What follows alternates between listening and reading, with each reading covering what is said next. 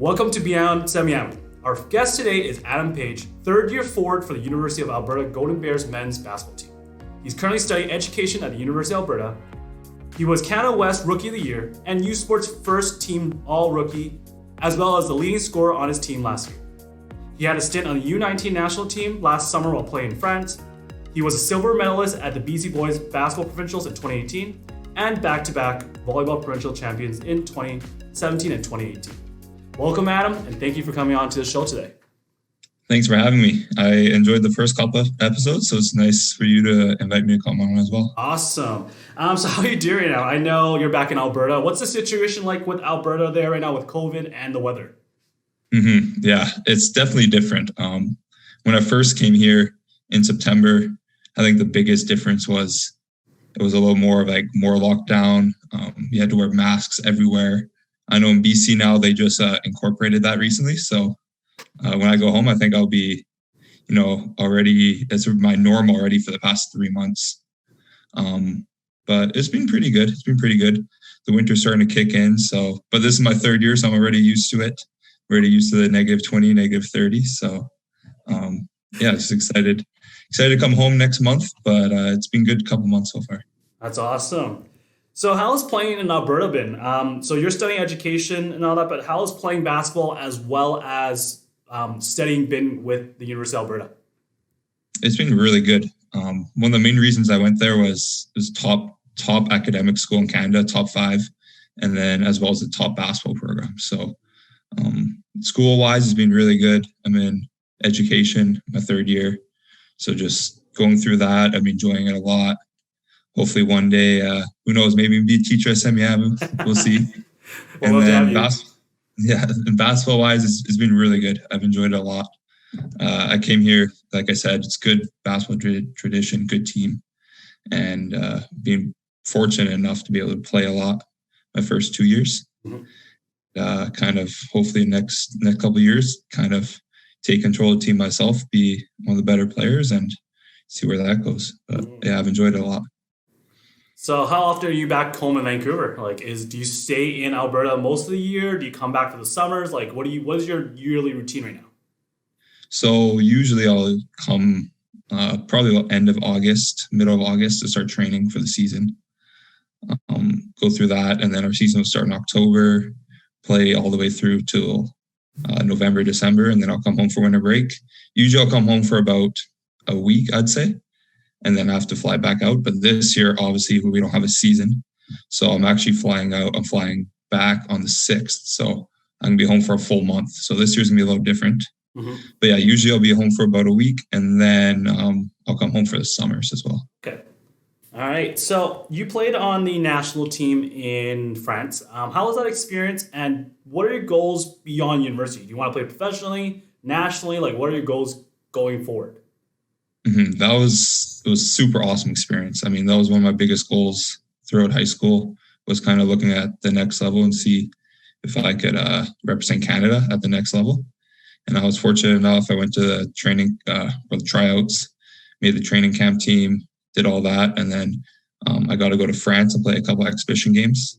I didn't make the final team, but I mean, being able to go and play with probably, I'd say, maybe 2-3 NBA guys potentially on the same team was really awesome. And just to see the next level of where I could take my game and how much more I can improve was really awesome. But beyond that, that's my goal for sure after University of Alberta, after my next 3-4 years, to play professionally for a couple of years would be awesome. I mean, that'll be quite the experience. Yeah, definitely. So let's go back a bit now. Who do you growing up? Who did you idolize? Who did you look up to, and why? Ooh, that's a good question. I'd say one of the main people I love, I guess, basketball players in Canada would say this too, is Steve Nash for sure. Mostly him being a BC guy from Victoria. We went and played SMU, which was his school. Played against his coach, I think, when I was grade 11. So it was pretty cool going to their school and seeing where he started at kind of such a small area, and how he raced to be a Hall of Famer, and now he's a head coach of the Brooklyn Nets. So it's pretty cool kind of seeing what he could do, kind of idolizing him. And then on top of that, I've had a bunch of great coaches when I was younger. and throughout my career, and just, trying to replicate them and what their teachings and stuff. Okay, awesome. Like, so obviously Coach Lafergie, right? Will be one of them. For sure. Yeah. So let's go back to Semiahmoo now. So you played volleyball at Semiahmoo. How was winning those back-to-back provincials? Like, what do you remember most about those experiences? Oh, it was super fun. I mean, I think both years, or our first year, we were underdog going into provincials. So a lot of people didn't think we were going to do that good. We kind of had a rocky year, and then we kind of got on fire during provincials and playoff run. So it's just kind of all those memories. I think those are the biggest things I remember. Playing with a bunch of really good athletes too, like Michael Johaniak, obviously, that you talked to last week. And Brian Wallach, he's playing at UBC for basketball, and a bunch of other guys. I mean, it's been really awesome, and those memories are just stick with me forever for sure. For sure. So Michael actually talked about this. So that memory of we went to Kelowna and Braxton at the end wanted to buy Dunkaroos, like wanted everyone at Dunkaroos, and there's actually a picture of it.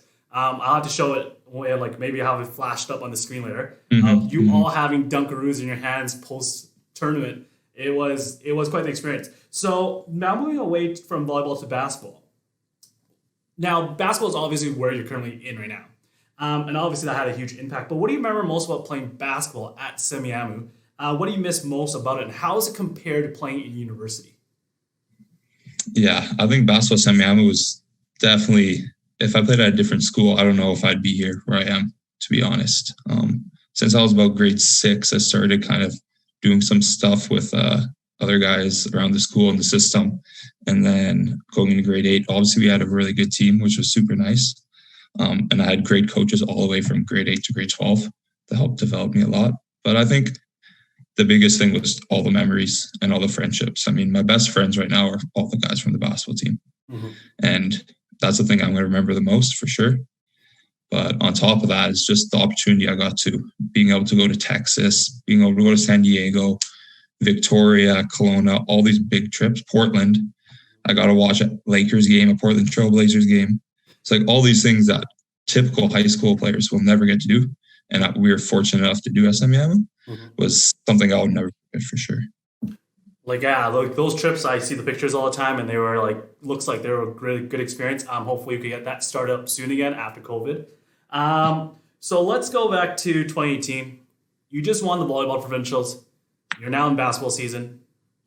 That final game, I know you guys came up short, but what was that game like? Playing in that stadium where you probably had a couple, 4,000 or 5,000 people maybe or so, like 3,000 or so. Like, how was that experience playing that game, and how do you think it shaped you moving forward?